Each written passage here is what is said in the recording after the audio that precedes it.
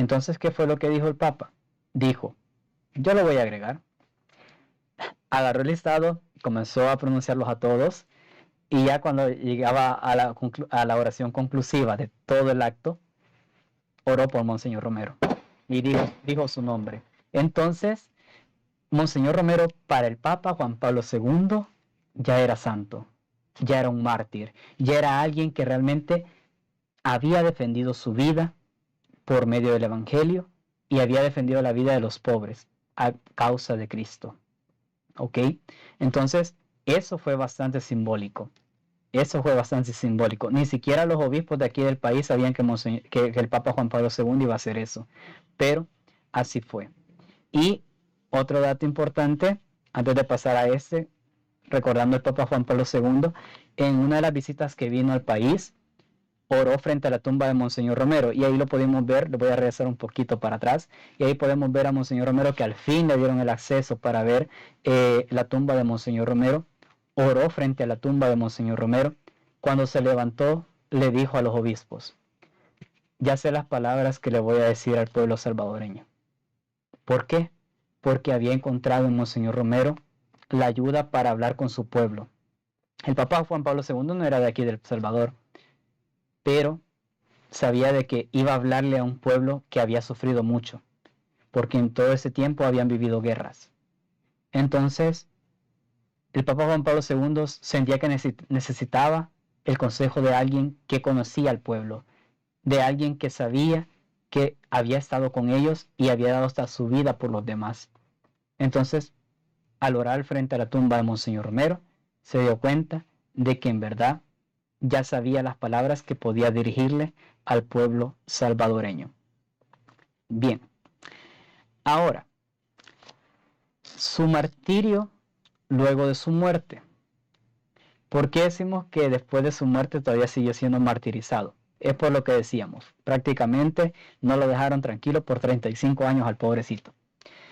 Mientras tanto, Monseñor Gregorio Rosa Chávez, amigo y colaborador de Monseñor Romero, no perdía ocasión para difundir por todo el mundo la palabra y el testimonio de Monseñor. Eso quiere decir que a Monseñor Gregorio Rosa Chávez no le importó lo que los demás obispos dijeran, no le importó lo que la gente rica de dinero del país dijeran sobre Monseñor Romero. A él le interesaba dar el testimonio que este obispo había dado por su país, que había entregado su vida por ellos. Entonces, donde quiera que Monseñor Gregorio Rosa Chávez fuera, él siempre hablaba de Monseñor Romero. Y él, Monseñor Gregorio Rosa Chávez, junto a Monseñor Urioste, que es el que tenemos en la imagen ahí, a través de la Fundación Romero y otros sacerdotes con su incansable predicación e invocación al pastor mártir, también mantuvieron viva la presencia de Romero en nuestra iglesia salvadoreña. Es decir, no solo se dio a conocer Monseñor Romero fuera del país, sino que internamente se buscaba la manera de que no se perdiera la verdadera mirada de aquel hombre que había entregado su vida por su pueblo, de aquel hombre que había hablado en bien y a favor de los pobres. Entonces, eso se procuró que no se fuera a olvidar. Entonces, la Fundación Romero fue que se encargó de ello. Ahora bien, algo más reciente, repito, perdón por tanto texto, pero es necesario mencionarlo, si no se nos van detalles, y estos detalles algunos de ustedes quizás no lo sabían. Monseñor Romero, antes de que ya llegase al punto en el que se encuentra ahora, ya era reconocido internacionalmente como una persona de bien que velaba por la paz del pueblo salvadoreño. Y vamos a ver este ejemplo claro.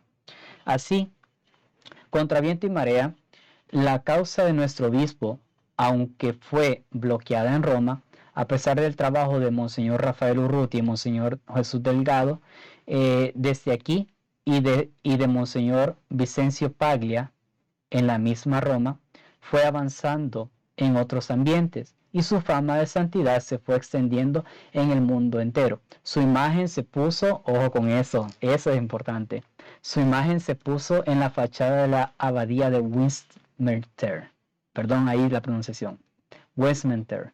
Entonces, en Londres, En Londres esta fachada fue inaugurada, si mal no me recuerdo, allá por el año 2015. No, menos, como el año 2013, por ahí. Entonces colocaron a personas en la fachada, que si mal no me recuerdo son 10 personas, que velaron por los derechos humanos. Y Monseñor Romero fue uno de ellos. Ahí tenemos la imagen de Monseñor Romero en la abadía de Westminster, en Londres. Las reliquias de sus huesos del mártir están en los altares de las catedrales de Níger, en país de mayoría musulmana, y de Panamá. O sea, lo que están viendo de Panamá esto, saben de que por ahí en alguna iglesia tienen las reliquias de Monseñor Romero. Pregunten y las van a encontrar. Les dejo la tarea y después me los comparten. En traje hindú. Ah, no, perdón, me pasé.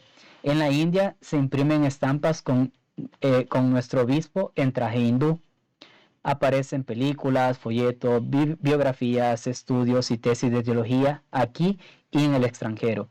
Y se multiplican las celebraciones y peregrinajes en su honor. Entonces, si se dan cuenta, Monseñor Romero ya empezó a ser bastante, por decir así, popular, podríamos decirlo, aunque no es la palabra que quisiera utilizar, pero ya mucha gente lo conocía por medio de películas. Está la película de Monseñor Romero, los invito a verla.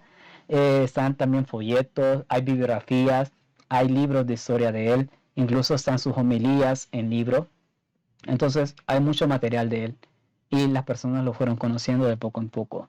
Marcela, mínimo al final fue reconocido, todo lo hizo por su pueblo.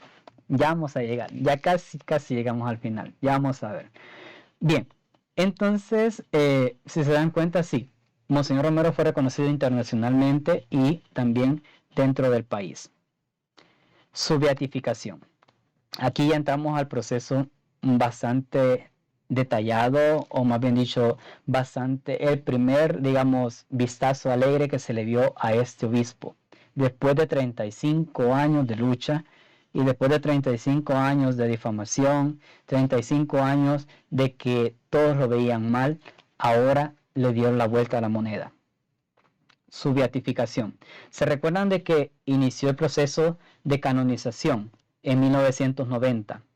Entonces, el segundo paso, después de haber introducido la causa, es que Monseñor Romero se consideraba siervo de Dios. Siervo de Dios significa de que podría ser considerado entre el pueblo una persona que realmente vivió cristianamente. Luego, la beatificación permite de que ahora no solo el pueblo del Salvador conoce a Monseñor Romero como un ejemplar de cristiano, sino que ya se permite que se lleve su mensaje a más personas. ¿Ok? Entonces, esa fecha llegó y el 3 de febrero de 2005 no cabíamos de gozo en El Salvador y en parte de América Central y América Latina.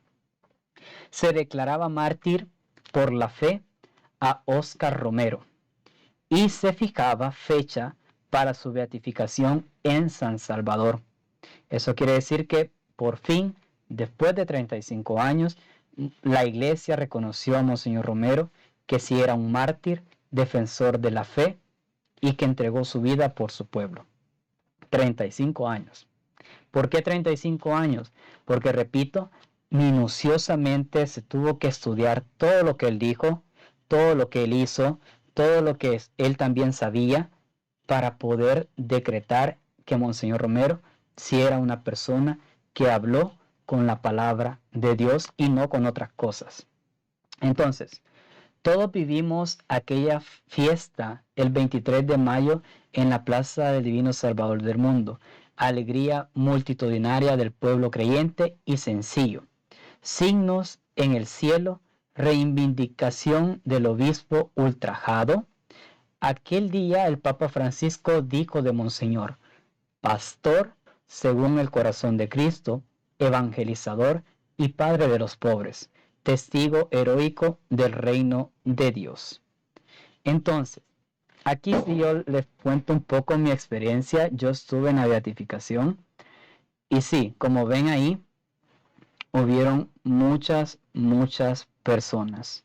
Estadísticamente hablando, para que entendamos, en el funeral de Monseñor Romero se tiene que aproximadamente habían 3,000 personas. en el funeral habían aproximadamente 3,000 personas. En la beatificación habían más. Habían, según las estadísticas que se sacaron, aproximadamente 300,000 personas.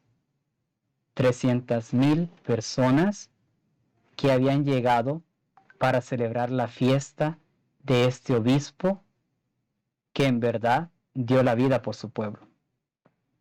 Entonces, pónganse a pensar. En el funeral, 3,000 personas. Y en su beatificación, 300,000. Es bastante.